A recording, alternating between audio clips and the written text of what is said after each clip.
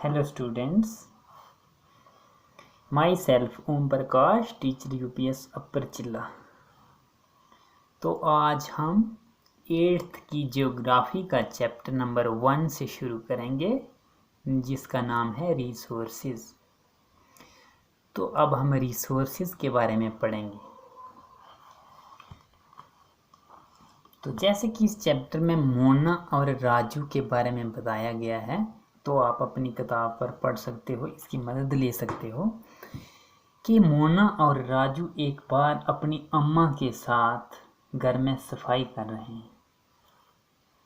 वो सारी चीज़ों पे देखते हैं जैसे कपड़ा, बर्तन, अनाज, कंघी, books, pencils, bottle of honey या और भी बहुत सी चीज़ें जो उन्हें घर में दिखती हैं।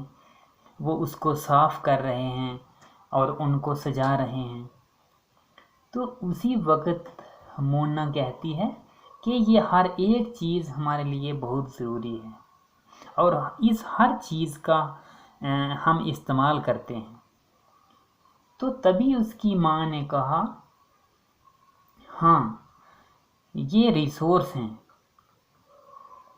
तो तभी पीछे से राजू अपनी अम्मा से क्वेश्चन करता है, सवाल पूछता है कि ये रिसोर्स क्या होता है, व्हाट इज़ अ रिसोर्स। तो अब उनकी अम्मा आगे से जवाब देती है कि anything that can be used to satisfy a need is a resource. यानी हर कोई चीज़ जो हमारी ज़रूरत को पूरा करती है तो हम उसे रिसोर्स कहते हैं। तो फिर उसके बाद वो चारों तरफ देखता है, ऑब्ज़र्व करते हैं और हर चीज़ को देखते हैं। वो सारी चीज़ें रिसोर्स होती हैं। जैसे हमें प्यास लगती है तो हम पानी पीते हैं या आप पानी पीते हो। जब घर में कोई काम करना होता है रात को तो हम बिजली का इस्तेमाल करते हैं, बिजली वैसे भी घर में होती है। जब हम स्कूल जाते हैं तो रिक्शा का यूज़ करते हैं। जब हम पढ़ते हैं तो हम एक किताब से पढ़ते हैं। जब हम लिखते हैं तो हम एक पेन के साथ लिखते हैं। तो हमारे लिए जो हमारे पापा या हमारे डैड जो स्नैक्स बनाते हैं या उसके बाद जो सब्जियां घर में बनाई जाती हैं या बनाई जाती है, तो ये जो अभी हमने कहा पानी, बिजली, रिक्शा, सब्ज़ी, स्नैक्स, ये सारा कुछ हमें हर जगह इसका यूज़ हम करते हैं।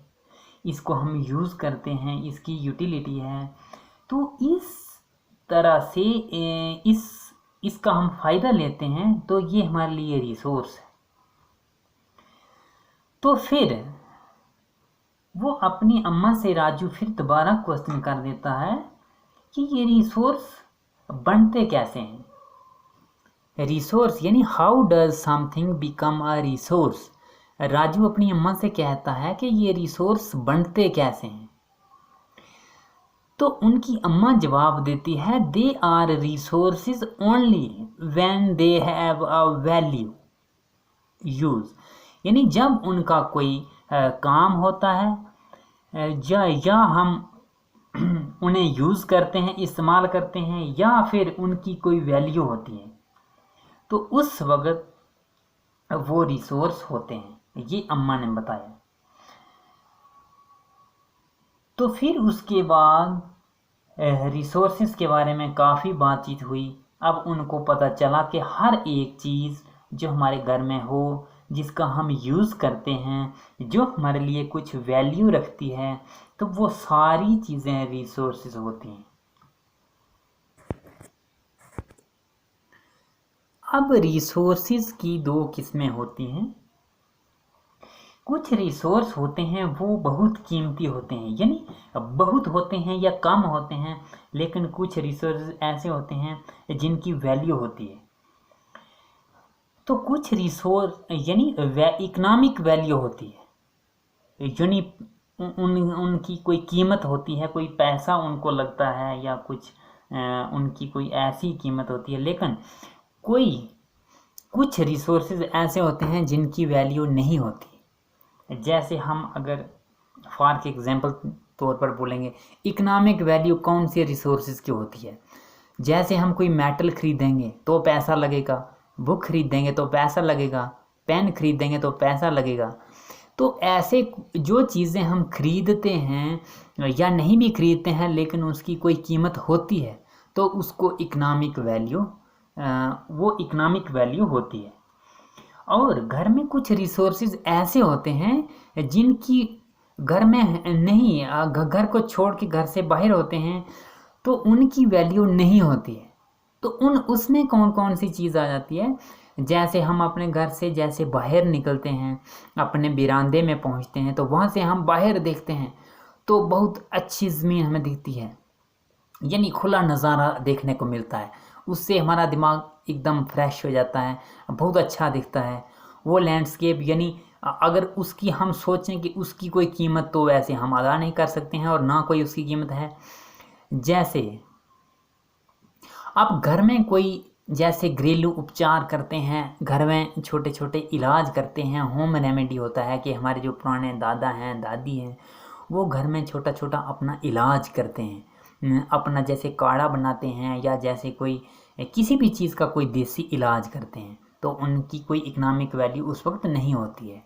या जैसे गुड वेदर, बहुत अच्छा मौसम है, बाहर धूप लगी है, बहुत अच्छा मौसम दिखने को दिखाई दे रहा है तो उस वक्त उसकी कीमत तो कोई है नहीं। उसके बाद अपने इन्वायरमेंट को जब क्लीन इन्वायरमेंट दिखता है, हमें बिल्कुल चारों तरफ साफ दिखता है या फिर ब्यूटीफुल सीनरी दिखती है, अब हैं तो वो रिसोर्स, क्योंकि वो हाँ हमें बहुत फ़ायदा देते हैं लेकिन अब उनकी वैल्यू तो किसी भी तरीके से डिनोट नहीं की जा सकती है तो इसलिए उनकी वैल्यू नहीं होती है। तो ये वैल्यू दो किस्म की होती है।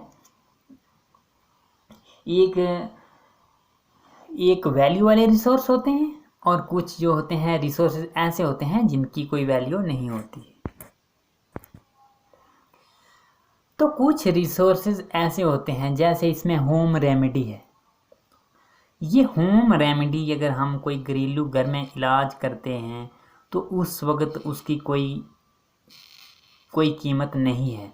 लेकिन अगर आगे चलकर एक टाइम आएगा तो टाइम के साथ साथ उसकी वैल्यू हो सकती है।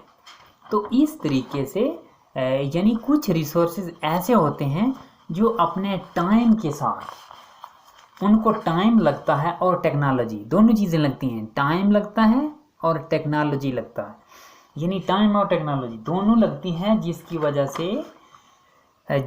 वजह से वो उनकी वैल्यू हो सकती है।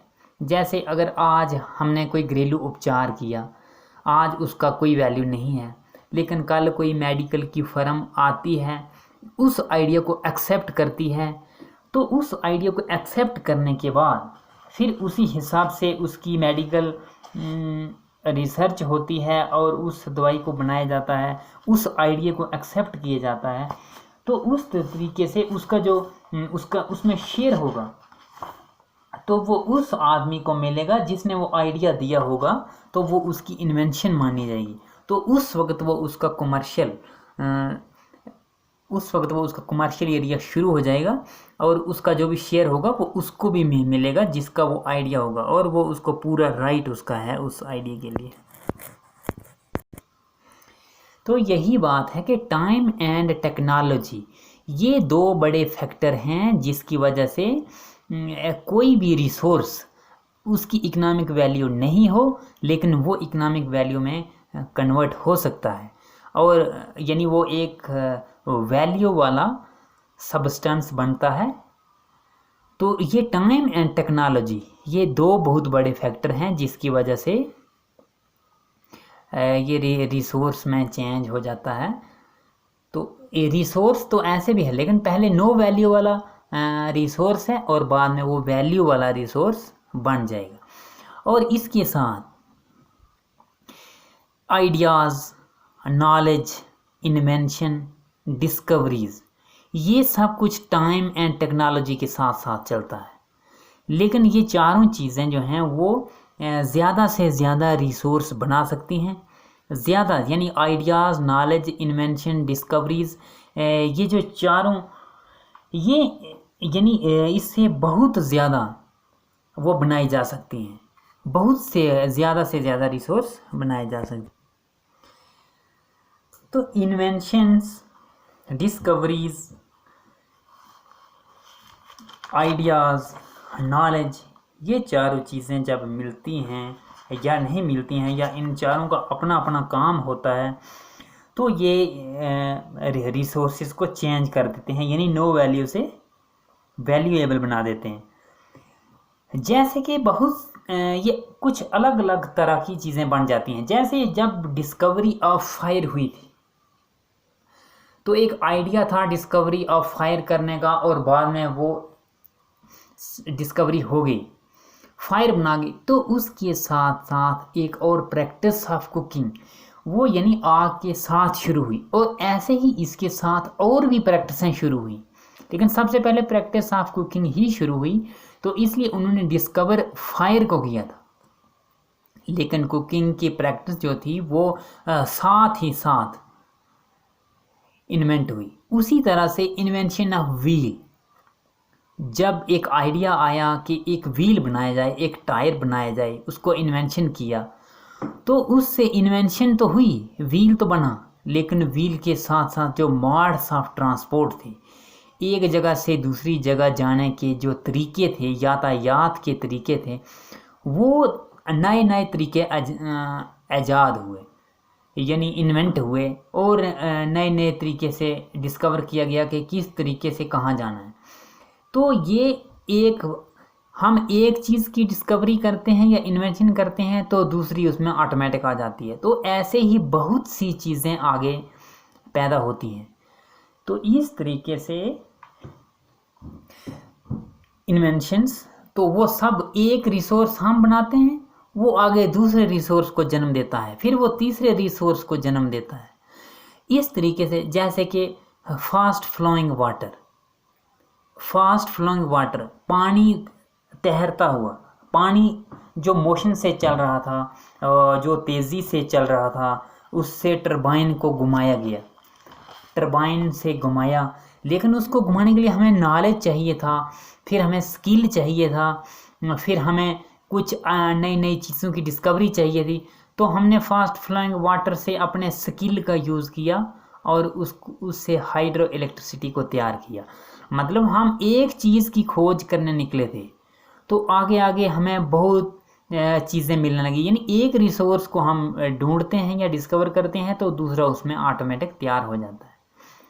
तो अभी हमने पढ़ा था ये चीज़ें जो हैं टाइम एंड टेक्नोलॉजी, यही दो फैक्टर हैं जिनकी वजह से रिसोर्सेज और भी ज़्यादा बढ़ते हैं। तो इसमें और रिसोर्सेज चेंज होते हैं, यानी कुछ नो वैल्यू वाले वैल्यू में कन्वर्ट हो जाते हैं और कुछ रिसोर्स नए नए रिसोर्सों की खोज होती है। जैसे हमने अभी टेक्नोलॉजी का जिक्र किया था, टेक्नोलॉजी होती क्या है? It is the application of latest knowledge and skill in making things, यानी चीज़ें बनाने के लिए जो सबसे लेटेस्ट नॉलेज होता है उसको अप्लाई किया जाता है तो वो नई से नई चीज़ें तैयार हो जाती हैं। ये हुई हमारी टेक्नोलॉजी। हम लेटेस्ट नॉलेज का यूज़ करते हैं, फिर उसे अप्लाई करते हैं और हम एक नया रिसोर्स बनाने में कामयाब हो जाते हैं। तो यानी नॉलेज उसको अप्लाई करते हैं, नॉलेज हमें होता है, फिर हम उसको अप्लाई करते हैं, हम उसे यूज़ करते हैं तो हमारे लिए एक नया रिसोर्स तैयार हो जाता है। तो ये थी कुछ बातें कि हम एक रिसोर्स से दूसरे रिसोर्स कैसे बनाने में कामयाब होते हैं। तो अब आपको समझ आ गया होगा कि हमारे घर में जो भी चीज़ें हमें दिखती हैं तो उन सब का कोई ना कोई यूज़ होता है, तभी हम उसे घर लाते हैं। तो हम सभी को रिसोर्स कहते हैं। और हम जब अपने घर से बाहर निकलते हैं, हम आसमान की तरफ देखते हैं, हम धूप की तरफ देखते हैं, बादल की तरफ देखते हैं कि हमारे लिए कितना फ़ायदेमंद हैं, वो पानी बरसाते हैं, बारिश बरसाते हैं।